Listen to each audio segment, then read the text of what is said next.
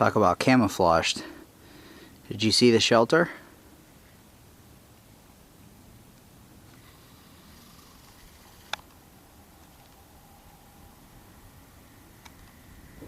You're looking at it, but you can't even tell.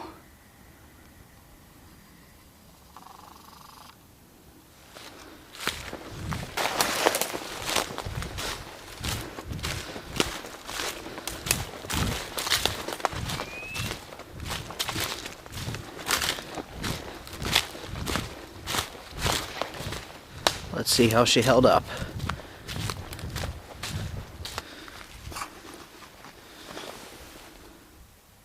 Not too bad if I do say so myself.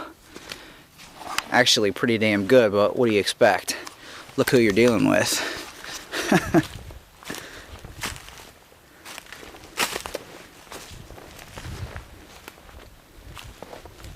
Almost exactly as I left it.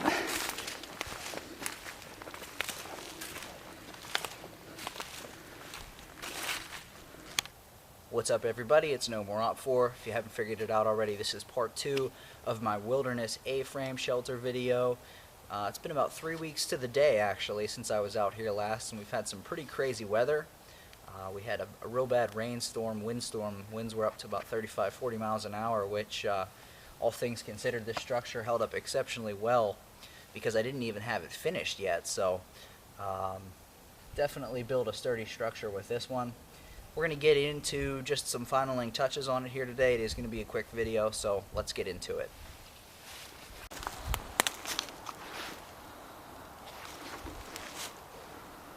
So taking a look at the shelter today, really the only thing that happened, and I expected this on a small degree, I was actually surprised how little it happened across the whole roof of the shelter, but the settling of the debris, you can see that some of it kind of rolled down from where I had placed it. And I think the reason that it was as minimal as it was because it was so wet whenever I was building the shelter. If you remember, this was all clumped and moist, and what happened was when it dried, it actually kind of caked together, so it minimized the amount that rolled down, even though I didn't put any pieces of branches or anything to stop it from blowing away. So that's going to make it especially easy to put the additional layers on because I've got a really sturdy base layer. Now today it is dry, so I will have to gather more leaves because they're not going to be caked together like they were last time. But since I have a strong base, the groundwork is already done. And of course, same as last time, you already know the drill here. Start at the bottom and work your way up.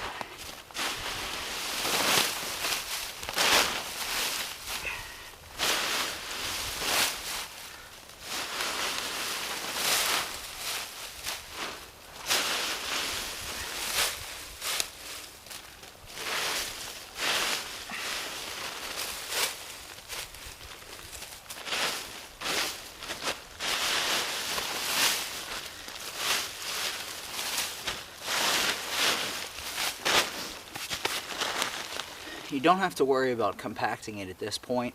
Just pile it on there. Whenever I put the final touches on with the branches to hold everything in place, we'll pack it down then.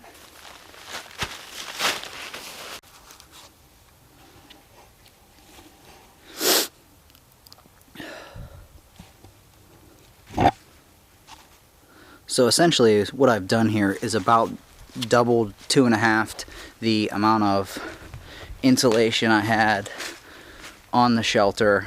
I've compacted it somewhat now, but before I really do that, there's one last step.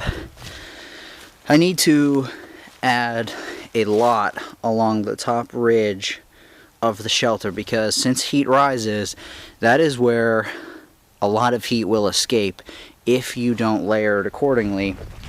And if you look underneath, that's also where some of the settling has occurred. You can see those open spots there. So what I'll have to do, and it gets kind of tricky, is dump it along the V's that the support frames created when I laid them against the main support beam.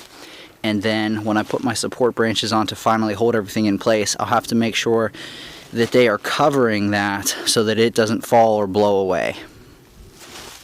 Now what I had been doing for the secondary layer was basically just taking the tarp and dumping it and then spreading it you know, where it needed to be applied. But for putting it along the top, you're going to want to do it just with little clump holes to make sure every area is covered.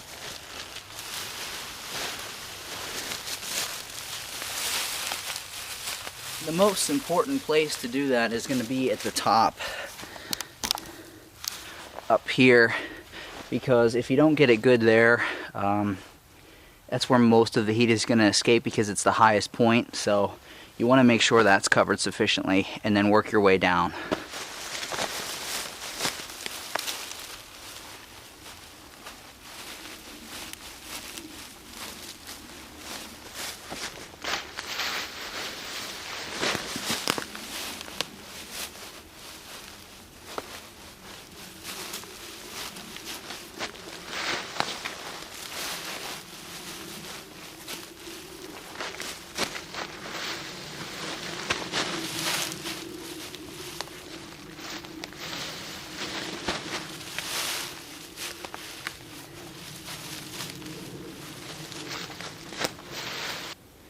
You're going to want to do this from both sides too, because you can see, even though I've got a real thick layer up here, I still need it down in here to cover that other side.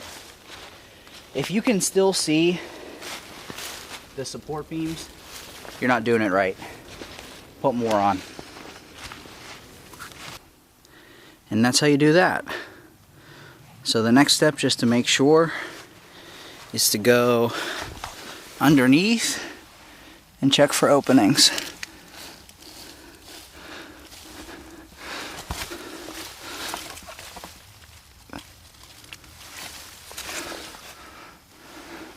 The only thing I really see is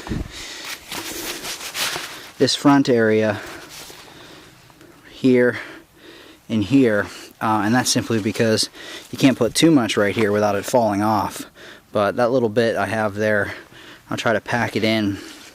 And what I'll also do, I'll probably wait until I actually come out to stay here, but I'll try to make a little, not a door, but just something to lean up against here to cover maybe from about this height up to the top. So I'll still be able to see out and check on the fire, just to block a little bit of wind and to stop any additional heat from coming out, especially right here. So next step is to put the pieces of wood on, the branches, to make sure none of this blows away and to minimize the settling that will definitely happen. This piece of deadfall here is going to be perfect because of the branches that it has on it to lay across the top of the shelter to keep that so important top insulation from going anywhere. And just as it turns out, the branches are even angled well, so I'll be able to sit it so this part right here is resting right on the top of the shelter. Okay, so laid that along the top, and as you can see, some of the branches are holding. Now obviously I'm going to need to lay some more branches on the side, but that's a good start.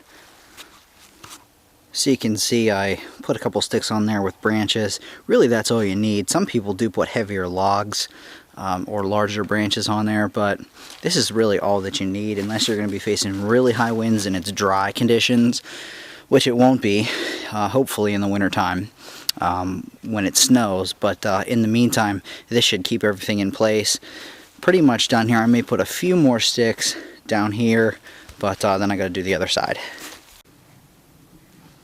And that should about do it for this side. So that's really all for the structure on the shelter. The only other thing that I'm really going to do to make this ready to sleep in if I had to tonight is going to be to go and get pine needles and put them down as insulation to sleep on. So I'm going to go do that right now. So I've collected some, keyword some here, because I will need a lot more. Live, dead, doesn't matter. Obviously you won't want sticks poking into you, so you will have to break down to like this. But you want to layer this as much as possible, because the more you do, the warmer it'll be, because the ground will suck the heat right out of you. And if you remember in the first part, I did churn up the ground. I may do that again just to give some added insulation, because that airspace between you and the ground that you cause when you churn it up will hold the warm air better than just the flat compacted dirt.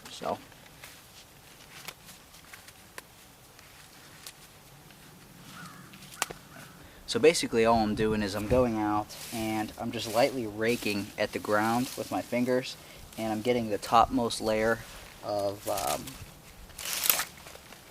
the pine needles off the ground. You don't want to get the lower wet needles, because that will not help, especially if you're laying right on top of these.